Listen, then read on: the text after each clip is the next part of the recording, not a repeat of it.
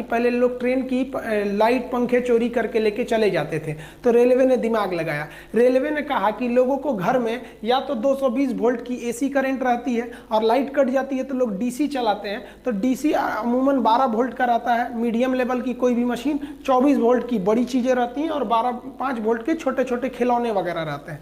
यानी रेलवे समझ गई कि एसी अगर घर में चाहिए तो 220 वोल्ट और डीसी चाहिए तो 24 या 12 चाहिए। तो रेलवे ने दिमाग लगाया, रेलवे ने अपने पंखे तथा बत्ती को 110 वोल्ट डीसी दे दिया। अब किसी के घर में 110 वोल्ट डीसी रहता ही नहीं है, अब क्या करिएगा ले जाके ये, तो ये आपके लिए एकदम बेकार हो गया। इससे रेलवे की सामानों की चोरी रुक गई। ये 110 वोल्ट डीसी कहां से आता है, तो ट्रेन के नीचे लगे इस बैटरी बॉक्स से आता है। आप ट्रेन के नीचे देखे होंगे इस तरह से एक बैटरी बॉक्स लगी रहती है, इसी बैटरी बॉक्स से आता है। और आप गौर किए होंगे कि ट्रेन के जितने चार्जर वगैरह होते हैं ना ससुरे आधे से ज्यादा तो जले हुए रहते हैं। ऐसा क्यों होता है आपको पता है?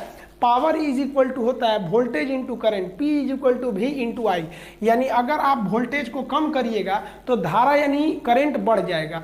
अब ट्रेन में 110 वोल्ट रहता है और घर में 220 वोल्ट, यानी ट्रेन का वोल्टेज कम है, तो वोल्टेज कम होने से उसमें धारा बढ़ जाती है। इस वजह से तार के जलने की समस्या ज़्यादा बढ़ जाती है। इसलिए आप देखेंगे ट्रेनों में लिखा रहता है कि रात 10 बजे से सुबह 6 बजे तक मोबाइल इत्यादि को चार्ज में न लगाएं। ऐसा इसलिए लिखा जाता है कि चार्ज में लगाकर अगर आप सो गए हैं तो ज़्यादा देर तक उसमें सप्लाई रहेगी तो बहुत ज़्यादा धारा जाने से उसमें आग लग सकता है।